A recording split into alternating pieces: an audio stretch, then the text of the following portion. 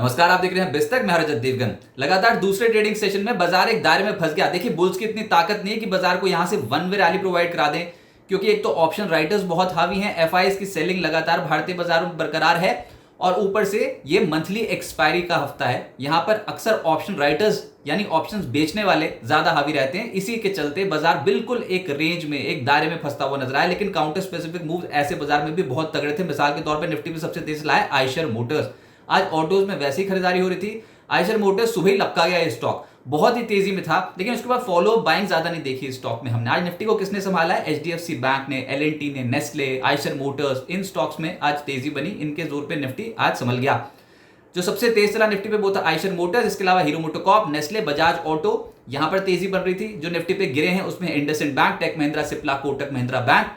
लेकिन सेक्टर्स आज डिफेंस और शिपिंग स्टॉक्स में दमदार एक्शन देखने को मिला। देखिए, गिरावट थी पिछले कुछ दिनों में लगातार, लेकिन अब निचले स्तरों से फिर से लपक लिया ट्रेडर्स ने इन स्टॉक्स को और सबसे तेज चला है कोची शिपयार्ड। गजब कर रहा था ये स्टॉक आज और क्लोजिंग भी लगभग 11% के रिटर्न के साथ हुई है। इससे ज्यादा तेज था इंट्राडे में। गार्डन रीच शिप बिल्डर्स लगभग 6.5% चढ़ा है। एमटीआर टेक लगभग 6% चढ़ा। भारत डायनेमिक्स 4% ज्यादा चढ़ा। जीई शिपिंग, मैजडॉक, ये तमाम स्टॉक्स आज के सत्र में एक्टिव थे। जी शिपिंग तो लेटर हाफ में जाते जाते कमाल ही कर रहा था। बहुत स्ट्रॉन्ग तेजी अंतिम 1-2 घंटे में आती हुई नजर आई।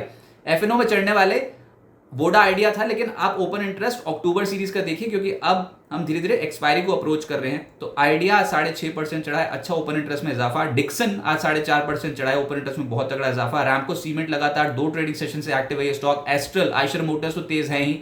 इसके अलावा एफएमसीजी में आज स्टॉक्स थे कोलगेट और नेस्ले, जहां पर डिफेंसिव बाइंग होती हुई नजर आई। अच्छी तेजी, ओपन इंटरेस्ट में भी अच्छा इजाफा, खुले सौदे बढ़े।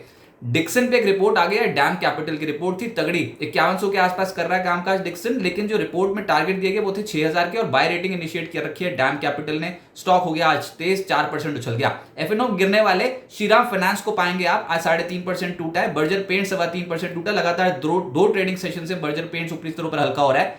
ग्लेनमार्क, एम्फेसिस, इन स्टॉक्स में गिरावट थी।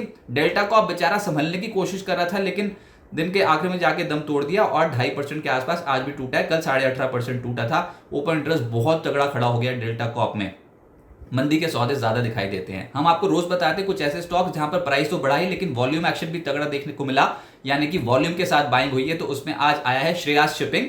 इस स्टॉक में बहुत तगड़ी खरीदारी थी। शिपिंग स्टॉक्स वैसे ही बहुत एक्टिव थे। इसके अलावा कोची शिपयार्ड, अपार इंडस्ट्रीज, वोडा आइडिया, इन स्टॉक्स में वॉल्यूम 10 दिन की औसत से ज्यादा है। अच्छी खरीदारी देखने को मिली। एनसीसी, ये स्टॉक ब्रेकआउट दे गया वीकली चार्ट्स पे और बहुत ही स्ट्रॉन्ग वॉल्यूम्स के साथ एनसीसी में आज के सत्र में कामकाज हुआ। लेटर हाफ में तो तेजी और बढ़ गई, दिन की ऊंचाइयां छूते छूते हुआ है बंद। कल्याणकुंज ज्वेलर्स इंट्राडे बेसिस पे शुरू में चढ़ा था, फिर ऊपर से डिप आ गई, लेकिन दिन के आखिर में फिर से तेज हुआ और ऊंचाइयां छूते छूते बंद हुआ। यूफ्लेक्स सुबह तेज हो गया था, उसके बाद थोड़ा ठंडा पड़ गया।